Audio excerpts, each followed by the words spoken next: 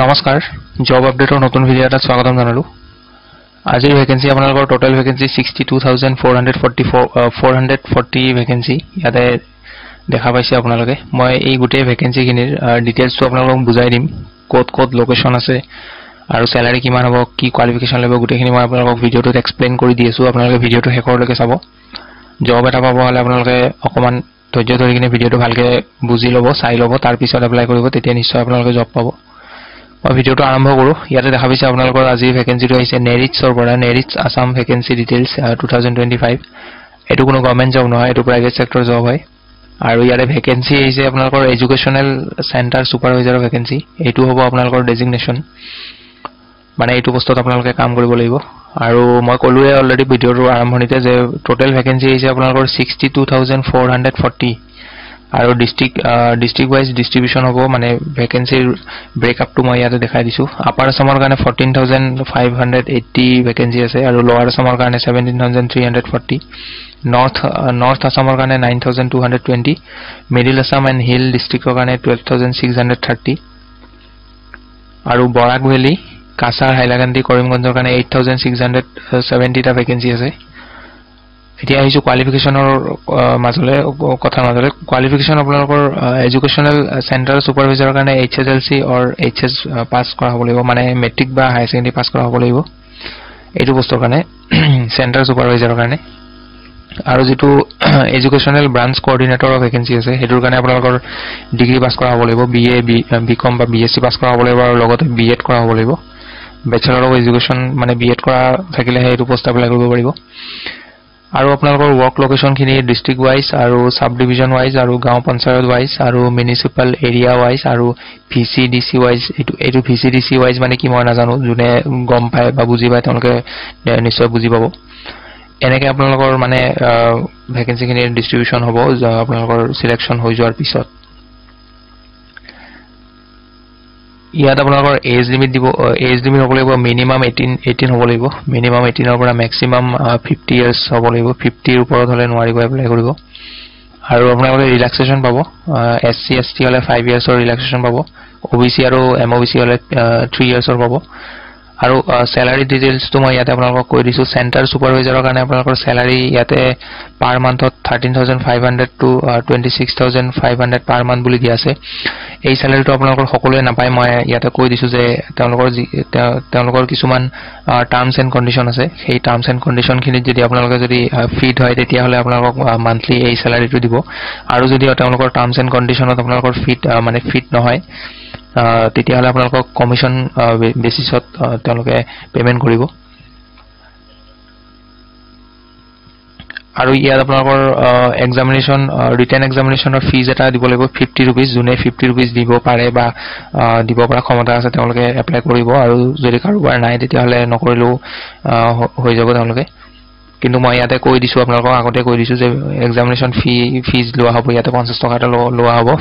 50 rupees এটা এতে দিয়া আছে to be paid at the time of interview যেতিয়া লোৱা হ'ব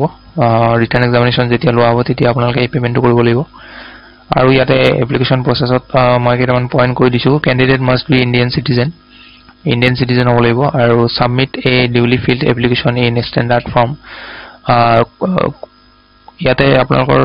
ষ্টেণ্ডাৰ্ড ফৰ্ম হলেও হ'ব বা বায়োডাটা হলেও হ'ব যদি কাৰোবাৰ বায়োডাটা নাই বনোৱা তেতিয়া হলে ষ্টেণ্ডাৰ্ড ফৰ্মখন ফিল আপ কৰিব আৰু যদি কাৰোবাৰ ষ্টেণ্ডাৰ্ড ফৰ্মখন ফিল আপ কৰিব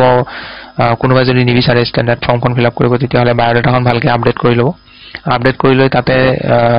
নিজৰ যিখিনি সাৰ্টিফিকেট আছে মেট্ৰিকৰ বা হাই সেকেন্ডাৰী সেইখিনি ভালকে জেৰক্স কৰি লৈ কিনে তাতে নিজৰ সিগনেচাৰ কৰিব আৰু ডেটটো দি দিব সিগনেচাৰ যিদিনা কৰিব সেই ডেটটো দিব হেতুকে সেলফ এটেস্টেড বুলি কয় তো সেই সেলফ এটেস্টেড কৰি সেই ডকুমেন্টছ খিনি আপোনালোকে তাতে ফটো দি দিব আপোনালোকৰ কালাৰ ফটোগ্ৰাফ এটাচ কৰিব কৰি কিনে আপোনালোকে এনভেলপ এটাৰ ভিতৰত ভালকে ভৰাই ল'ব ভৰোৱাৰ পিছত এই এনভেলপটোত আপোনালোকে 5 টকাৰ এটা পোষ্টেল ষ্টাম্প লগাব লাগিব এই 5 টকাৰ যেটো পোষ্টেল ষ্টাম্প হেতু আপোনালোকে পোষ্ট অফিচত যাব নিজৰ এৰিয়াৰ যেটো পোষ্ট অফিচ আছে তাতে গৈ কিনে কলে আপোনালোকক দি দিব এটা 5 টকাৰ কিনি লৈ আহিব আহি কিনে এটো লগাই দিব তাতে ওপৰত তাৰ পিছত ইয়াত কি আছে no additional documents are required at the time of application selected candidates will need to provide documents during the interview যাৰ সিলেকশন হ'ব তেওঁলোকে ডকুমেন্টস খিনি দেখাব লাগিব তাতে অৰিজিনাল খিনি দেখাব লাগিব আৰু আপোনালোকে মই ক'লো আপোনালোকৰ এনভেলপত ভৰোৱাৰ পিছত আপোনালোকে কোনটো এড্ৰেছত বাই পোষ্ট কৰিব ডকুমেণ্টছখিনি সেইটো এড্ৰেছটো দিয়া আছে এইটো the chairman managing director employment recruitment trust board north east regional institute for talent search administrative office back side of Bor Namghar ward number 1 post office Dhekiajuli district Sonitpur Assam pin number দিয়া আছে 78100784110110 এইটো এড্ৰেছত বাইপোষ্ট কৰিব লাগিব আচ্ছা মই ইয়াতে আৰু এটা কথা কৈ দিওঁ আপোনালোকে বাইপোষ্ট নকৰি কিনে আপোনালোকৰ বেলেগ এটা ধৰণেও এপ্লাই কৰাৰ এটা প্ৰচেছ আছে মই সেইটো ভিডিঅ'টোৰ আগত এক্সপ্লেইন কৰি দিছো ইয়াতে চাওক আপোনালোকে বাই মেইলো কৰিব পাৰে যদি কোনোবাই মেইলত পঠাব বিচাৰিছে তেতিয়াহ'লে এই মেইলটোত আপোনালোকে নিজৰ বায়োডাটাখনৰ লগতে নিজৰ চাৰ্টিফিকেটবিলাক PDF কৰি লৈ কিনে ভালকৈ ইয়াতে পঠাই দিব তেতিয়াও আপোনালোকক শ্বৰ্টলিষ্ট কৰিব পাৰে শ্বৰ্টলিষ্ট কৰিলে আপোনালোকক কল বেক কৰিব তেওঁলোকে আৰু এটা এপ্লাই কৰা লাষ্ট ডেট হ'ব আপোনালোকৰ 20 মে মানে মেৰ 20 তাৰিখলৈকে আপোনালোকৰ সময় আছে এপ্লাই কৰিব পৰা লগতে মই আৰু এটা কথা জনাই দিওঁ আপোনালোকৰ মই যেহেতু ক'লো ইয়াৰে ভেকেন্সিখিনিৰ ব্ৰেকআপটোৰ ওপৰত দেখাইছিলো আৰু ডিস্ট্ৰিক্ট ওয়াইজ ইয়াতে প্ৰত্যেকখন ডিস্ট্ৰিক্টতে ভেকেন্সি আছে আৰু প্ৰত্যেকখন ডিস্ট্ৰিক্টৰে আপোনালোকৰ যিটো ডিস্ট্ৰিক্ট কোঅৰ্ডিনেটৰৰ নাম্বাৰ হয় সেই নাম্বাৰটোত আপোনালোকে যোগাযোগ কৰিব পাৰিব যদি কিবা সুধিব লগা থাকে বা কিবা যদি কোনোবাই যদি কিবা কাৰণত যদি কন্টাক্ট কৰিব বিচাৰে তেওঁলোকে কৰিব পাৰে ইয়াতে দিয়া আছে সব district wise contact numbers for application submission district ওয়াইজো আপোনালোকে এপ্লিকেশন সাবমিট কৰিব পাৰিব মানে কোনোবাই যদি নিজৰ ডিস্ট্ৰিক্টতে যদি এপ্লিকেশনখন সাবমিট কৰিব বিচাৰে তেতিয়াহ'লে পাৰিব মই ইয়াতে দেখাই দিছো আপোনালোকে ভিডিঅ'টো ভালকে পজ কৰি ল'ব পজ কৰি লৈ কিনে নিজৰ ডিস্ট্ৰিক্টখন ইয়াতে চাই ল'ব আছে না নাই আৰু সেই হিচাপে আপোনালোকে নাম্বাৰটো ইয়াতে কালেক্ট কৰিব আৰু কালেক্ট কৰাৰ পিছত সেই নাম্বাৰটোত আপোনালোকে কল কৰিব নহলে বা আপোনালোকে হোৱাটসএপ কৰিব তেওঁলোকে নিশ্চয় ৰেসপন্স দিব ইয়াতে চাই লওক প্ৰথমটো গুৱাহাটীৰ কাৰণে এইটো নম্বৰ দিয়া আছে হাইলাকান্দি আছে বাক্সা আছে ধলাই মানে কাছাৰ ৰঙিয়া মাজুলী যোৰহাট ডিফু মংগললৈ মৰাণ চেপন হোজাই তাৰ পিছত আপোনালোকৰ বৰপথাৰ সৰুপথাৰ গহপুৰ যোৰহাট চাবুৱা কাকপথাৰ শিলচৰ বঙাইগাঁও বিপুৰীয়া খাৰুপেটীয়া ডালগাঁও তামুলপুৰ বৈঠালাংছো উদালগুৰি ভেৰগাঁও উদালগুৰি গোলাঘাট মৰিগাঁও তাৰ পিছত আপোনালোকৰ Bajali Thakuwakhana Dhubri Dergaon Margherita Nalbari Bokaliaghat Dibrugarh Nagaon district Jorhat north Lakhimpur Kokrajhar district Bokajan Kaliabor Sonari তাৰ পিছত আপোনালোকৰ গোৱালপাৰা হাইলাকান্দি নলবাৰী মাইবং ধেমাজি পলিবৰ অনিপুৰ কৰিমগঞ্জ বৰপেটা ৰোড চিৰাং সোনাই কাছাৰ ডুমডুমা তিনচুকীয়া কৰিমগঞ্জ ডিস্ট্ৰিক্ট হাফলং ডিমা হাছাও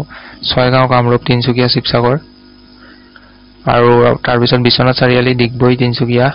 উধাৰ বন্দ কাছাৰ গোগামুখ ধেমাজি শালবাৰী বাক্সা লক্ষীপুৰ কাছাৰ আৰু গোৱালপাৰা ধুবুৰী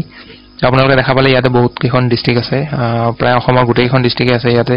আৰু ডিস্ট্ৰিক্ট ওয়াইজ সবৰে বেলেগ বেলেগ মোবাইল কন্টাক্ট নাম্বাৰ দিয়া আছে এই কন্টাক্ট নাম্বাৰ বিলাকত আপোনালোকে যোগাযোগ কৰি ল'ব পাৰিব যদি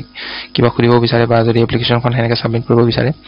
তো আশা কৰো ভিডিঅটো যিখিনি মই কথা ক'লো বুজালো সেইখিনি বুজি পালে আপোনালোকে আৰু তথাপিও যদি কিবা বুজি নাপায় আপোনালোকে কমেন্ট কৰি দিব কমেন্ট কৰিলে মই নিশ্চয় ৰেসপন্স দিব চেষ্টা কৰিম তো এইখিনি আছিল আজিৰ ভিডিঅটোত আপোনালোকৰ জনাবলগীয়া ইনফৰমেশন সো